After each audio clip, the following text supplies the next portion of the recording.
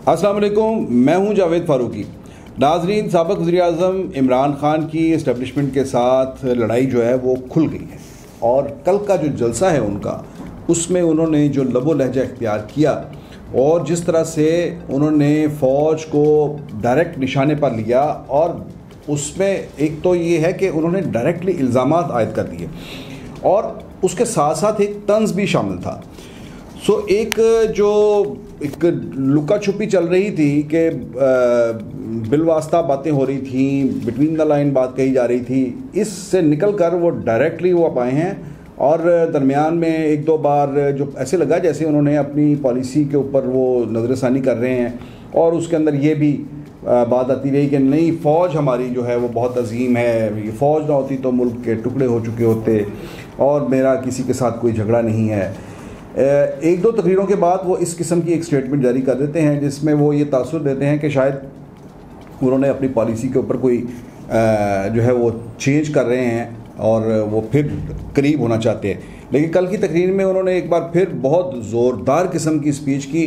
जलसा कुछ ठीक ठाक था उनका, अच्छा था, क्राउड अच्छा था, और उस क्राउड को देखकर या तो फिर खान साहब का फिर मूड बनता बिगड़ता है कि ज़्यादा लोग हों तो वो और तरह की बात करते हैं, थोड़े लोग हों तो फिर उसमें थोड़ा सा वो धीमे होते हैं। लेकिन कल उन्होंने बड़ी ज़ोरदार तकरीर की है।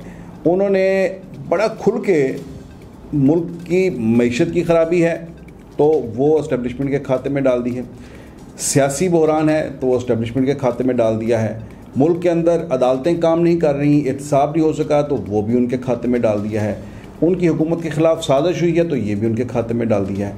ये सारे के सारी चीज़ें जो हैं अब वो खुल कर, यानी रात की स्पीच तो ना किसी नवाज शरीफ के ख़िलाफ़ थी, ना किसी जरदारी के ख़िलाफ़ थी, ना शहबाज शरीफ के ख़िलाफ़ थी, ना फजलू के ख़िलाफ़ थी, किसी के ख़िलाफ़ नहीं थी। ये डायरेक्टली उनका जो मुखातब थे वो फ़ौज थी।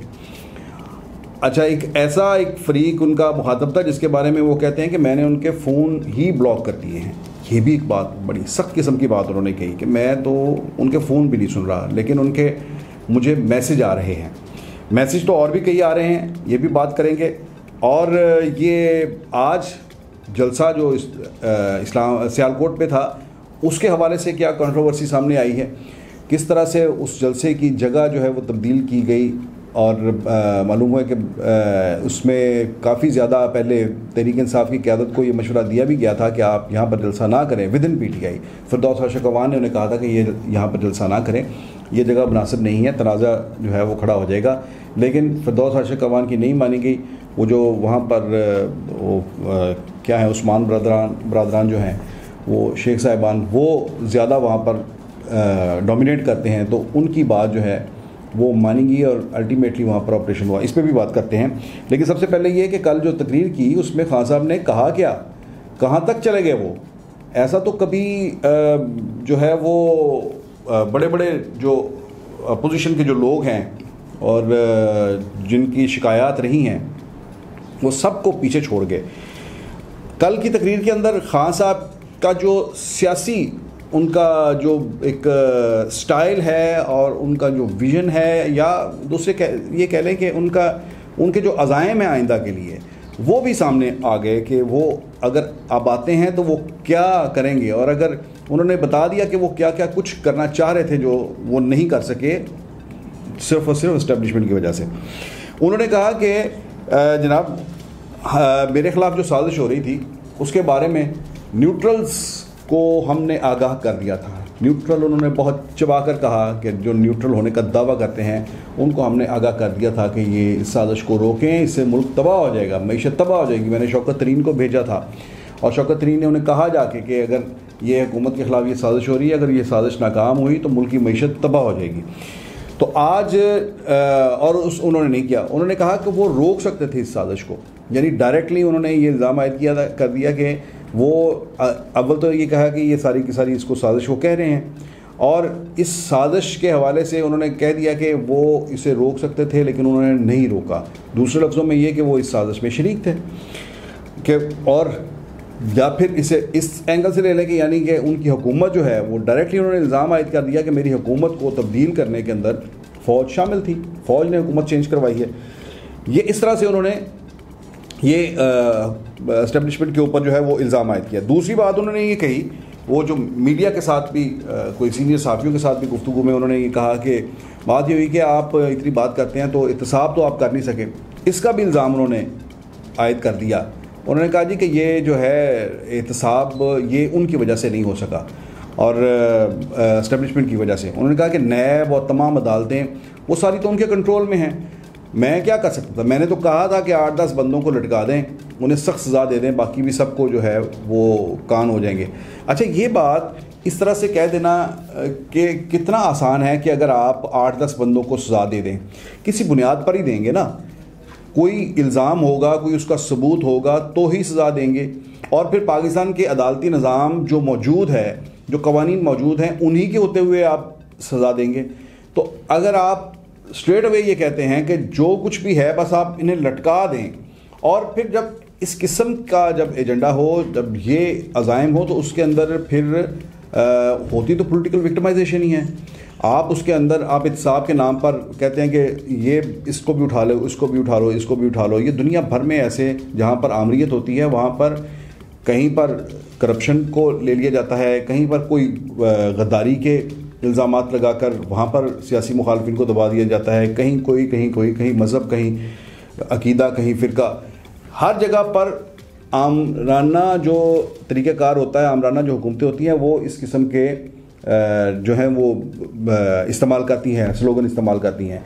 लेकिन जो फेयर ट्रायल है, जो फेयर एहतसाब है, वो तो यही है ना कि अदालत बनी है, आपने नैब ऑर्डिनेंस बनाया, तो नैब ऑर्डिनेंस के तहत कवानीन बने हैं बाकायदा।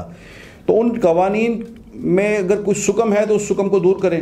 अव्वल तो वो उन कवानीन के ऊपर भी अब तक बहुत ज़्यादा तनकीद हो रही है कि उसमें आप बग़ैर ट्रायल के, बग़ैर कोई सबूत हुए और किसी के ख़िलाफ़ कोई पर्चा दर्ज किए बग़ैर, रेफरेंस तैयार किए बग़ैर, आप उसे सिर्फ इन्वेस्टिगेशन के लिए जो है 90 दिन के लिए कस्टडी में रख लेते हैं। एक टाइम पे 90 दिन का रिमांड जो है नैब ले सकती है। अभी ये कानून का ये पहलू जो है, इसके ऊपर भी बड़ी तनकीद हो रही है। और ऊपर से खान साहब कह रहे हैं, और आपने रखा लोगों को विदाउट रेफरेंस, लोगों को रखा है, साल लोग अंदर पड़े रहे हैं और उनके खिलाफ फिर कोई नैब जो है वो रेफरेंस नहीं बना सकी। लेकिन इस पर भी वो, उनका कलेजे में उनके ठंड नहीं पड़ी और वो कहते हैं कि मैंने कहा था कि 8-10 लोगों को लटका दें। तो इस पर एक तो ये है कि वो किस किस्म का निज़ाम अदल चाहते हैं, किस किस्म का निज़ाम इंसाफ चाहते हैं, और अगर आते हैं तो वो फिर इसका मतलब फिर यही कुछ करेंगे कि जो उनके मुखालफिन हैं, जो उन्हें अच्छे नहीं लगते, और अगर आप करें, जायज़ा लें, तो ये तो बात होती रही है, बार बार होती रही है कि आपके दाएं बाएं जो लोग बैठे हुए हैं, कहाँ से वो दूध के धुले हुए हैं। आपने चुन चुन के जो करप्ट लोग हैं आपकी अपनी कैबिनेट में मौजूद हैं। खान साहब, मैं थोड़ा सा इस हवाले से ज़रा तल्ख हूँ आज बात करते हुए, लेकिन खान साहब के जो गुफ्तगू है वो बिल्कुल भी ऐसी सियासी गुफ्तगू नहीं है, गैर सियासी किस्म के उनके ख्यालात और जज्बात हैं। दूसरी बात उन्होंने ये कही कि एक तो ये एहतसाब का सारा उन्होंने डाल दिया, फ़ौज के खाते में डाल दिया। और अच्छा, फिर ये है कि अगर नवाज शरीफ बाहर गए थे तो नवाज शरीफ को बाहर जाने की इजाज़त तो आपकी कैबिनेट ने दी थी।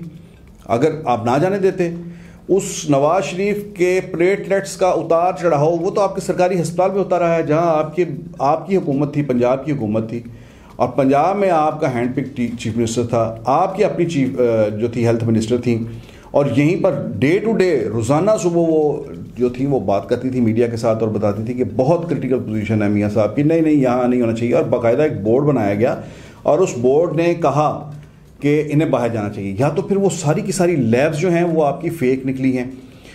आप कहाँ खड़े हैं, कहाँ स्टैंड कर रहे हैं? अगर आपके कंट्रोल में, अगर फॉरेन पॉलिसी आपके कंट्रोल में नहीं है, तो नीचे किसी सर्विसेज अस्पताल की लैब भी आपके कंट्रोल में नहीं है, तो फिर आपने क्या झक मारी 3.5 साल, 4 साल?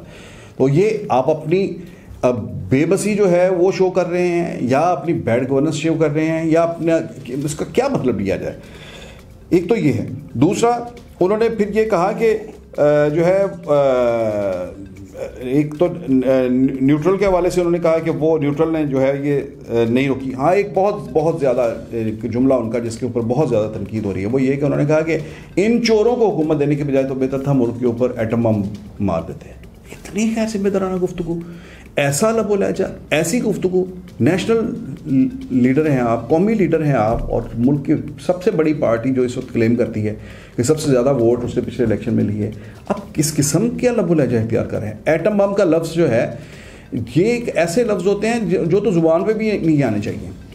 और सियासी लीडरशिप के अब लोगों के क्या माइंडसेट क्या तैयार कर रहे हैं कि एटम बम को आपने मजाक समझा हुआ है कि एटम बम मारते हैं। एटम बम दुश्मन के ऊपर भी मारने से पहले 100 बार सोचा जाता है और उसके लिए 3600 आपने जो है वो बनाए होते हैं, कवानीन बनाए होते हैं, SOPs बनाए होते हैं, उसके बाद जाकर कहीं ये डिसीजन होता है। और आपने डेटरेंस रखा हुआ है एटम बम, और एटम बम को आप ले आए हैं अपने मुल्क की सियासत के अंदर ले आए हैं कि मुल्क के ऊपर ही आप कहते हैं एटम बम मारते हैं। इससे यानी उनका मतलब ये है कि मैं अगर हुकूमत में हूँ तो फिर सब ठीक है, अगर मैं नहीं हूँ तो ये मुल्क ही नहीं होना चाहिए, इसको एटम बम मार के ख़त्म कर देना। यार कम ऑन, ये कोई बात नहीं है, ये कोई तरीका नहीं है बात करने का।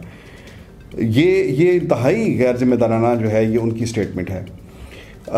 इसके अलावा जितनी भी उनकी बातें हैं कल के जलसे के अंदर और कल जो सहाफ़ियों के साथ उन्होंने गुफ्तगू की, बहुत ही वो उसके बाद जो है वो हालात बहुत ज़्यादा एक चेंज है, रायामा भी चेंज है, और जो कंसर्न क्वार्टर्स जो हैं वहाँ पर भी बहुत और तरीके से सोचा जा रहा है। आज फिर एक जो है उनकी पार्टी का एक जो बाकायदा एक इनकाउंटर हुआ है वो इंतज़ामिया के साथ, सियालकोट के अंदर जलसा करना चाह रहे हैं वो, और सियालकोट के अंदर एक ऐसी जगह उन्होंने सिलेक्ट की, एक ऐसी जगह कि ये बहुत इंपॉर्टेंट बात मैं करने जा रहा हूँ, एक ऐसी जगह उन्होंने उसका इंतखाब किया कि जो किसी की सरकारी मलकियत नहीं थी। वो आमतौर पर होता ही है कि जो सरकार की मलकियत है मुख्तलिफ शहरों के अंदर जो ग्राउंड्स हैं, स्कूलों की ग्राउंड्स हैं, कॉलेजेस की ग्राउंड्स हैं, या कोई बड़े ग्राउंड्स हैं, पार्क्स हैं, वहाँ पर जलसे होते हैं।